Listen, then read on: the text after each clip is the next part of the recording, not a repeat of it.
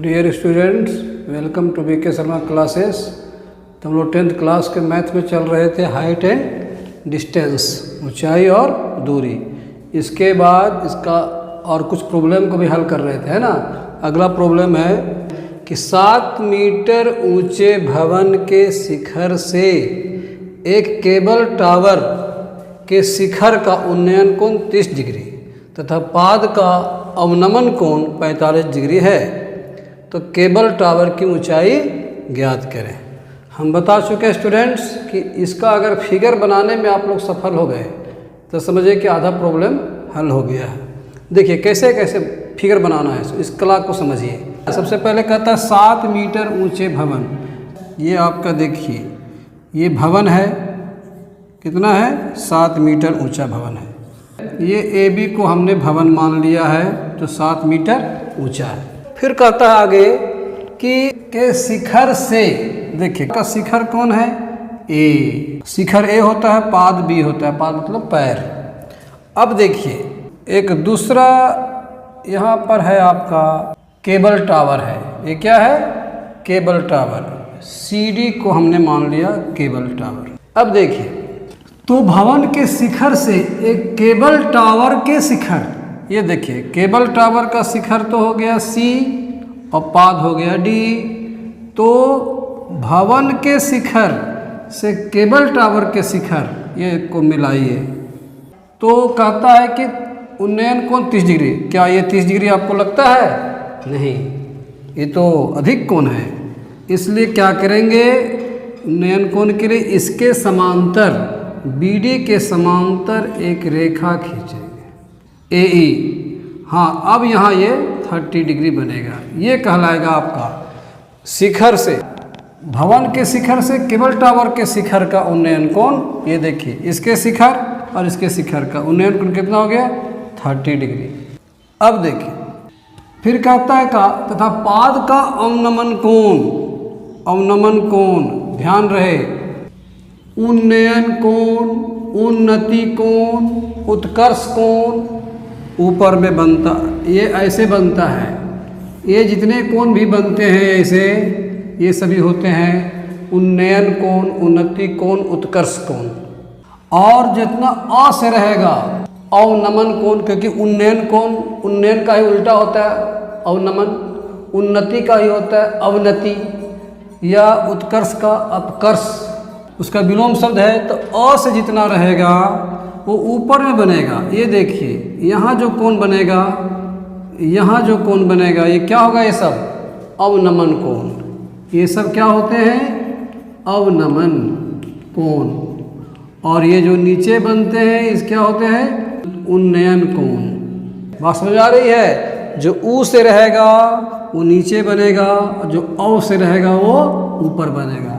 चूँकि ये रेखा और ये रेखा समांतर होती है इसलिए एकांतर कोण बराबर होते हैं। जितना ये होगा उतना ही ये होगा। क्योंकि ये देखिए ये है, ये बन गया अवनमन कोण, लेकिन अवनमन कोण उन्नयन कोण के ही बराबर हो जाता है क्योंकि ये और ये समांतर है और ये तिर्यक रेखा है तो एकांतर कोण बराबर होते हैं। इसलिए जितना डिग्री, अगर ये 30 डिग्री है ये है तो ये भी 30 डिग्री होगा।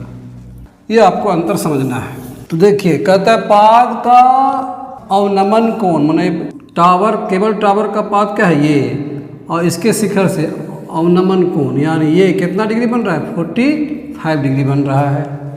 तो चूंकि AE समांतर है BD के, इसलिए अगर ये 45 डिग्री है तो एकांतर कोण बराबर होने से ये भी 45 डिग्री हो जाएगा, है कि नहीं। और अगर हम लोग BD को X मानते हैं तो AE भी X हो जाएगा।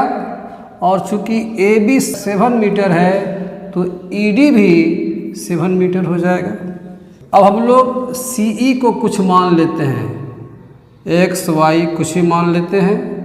मान लिया कि इसको हम लोग Y मान लिए, CE क्या मान लिया Y मान लिया, ठीक है। तो ये सिचुएशन बन रहा है ना। इसका हम लोग क्या लिखेंगे, तो मान लिया कि AB एक भवन है, ठीक है, तथा CD एक केबल टावर है।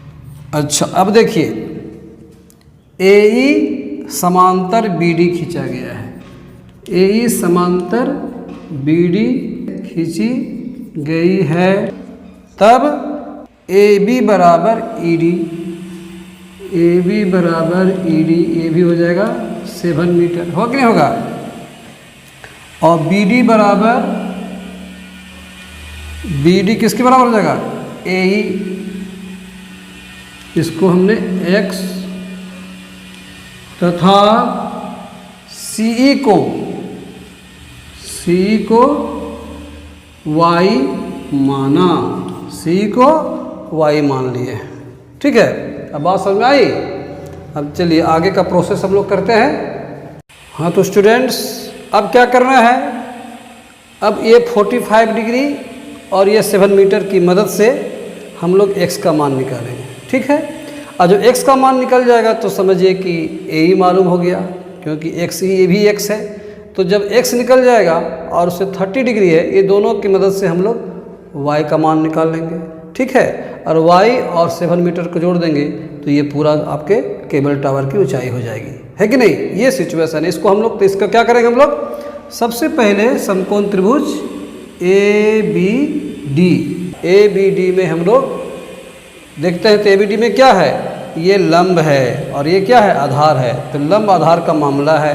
तो लंब आधार किस में चलता है, टेन में, यानी टेन की मदद लेंगे। तो किस त्रिभुज में ले रहे हैं हम लोग, समकोण त्रिभुज ABD में। तो लिखेंगे अब समकोण त्रिभुज ABD में कितना डिग्री है भाई, 45 डिग्री। 10 45 डिग्री क्या होगा, AB बटा BD, AB बटे BD हो जाएगा। और 10 45 का मान कितना होता है, 1। तो यहाँ क्या लिखेंगे, 1 बराबर AB कितना है भाई, 7 मीटर। और BD कितना है, x। तो 1 बटा 1 लिख देंगे और क्रॉस मल्टीप्लिकेशन, x गुना 1 से होगा तो क्या होगा, x, और 7 गुना 1 से होगा तो क्या होगा, 7। तो x बराबर 7 मीटर। तो x बराबर कितना आ गया, 7 मीटर। यानी BD भी x है और AE भी x है। तो A 7 आ गया तो A भी 7 हो गया। तो ठीक है, इसको हम लोग पहला मान के रखे रहते हैं। ठीक है, अब क्या है, पुनः समकोण त्रिभुज। अब समकोण त्रिभुज किस में बात करेंगे, CEA में। CEA में फिर वही बात है, आधार और लंब का मामला है। कर्म तो यहाँ है ही नहीं, कहने मतलब पूछा ही नहीं है। तो क्या लिखेंगे, 10 अबर कितना है, 30 डिग्री। कितना है, 30 डिग्री बराबर क्या होगा, CE बटे AE, CE बटे AE। और 10 30 डिग्री का मान क्या होता है भाई, 1/√3। और CE कितना है, y। AE कितना है, x है। कितना है, x है। अब गुना हो जाएगा x गुने y, तो x, y गुने √3, तो y√3 हो गया। तो ये देखिए x हो गया 7, x और कितना दिया हुआ है, 7। और यहाँ क्या है, y√3। इसलिए y बराबर क्या हो जाएगा, 7/√3।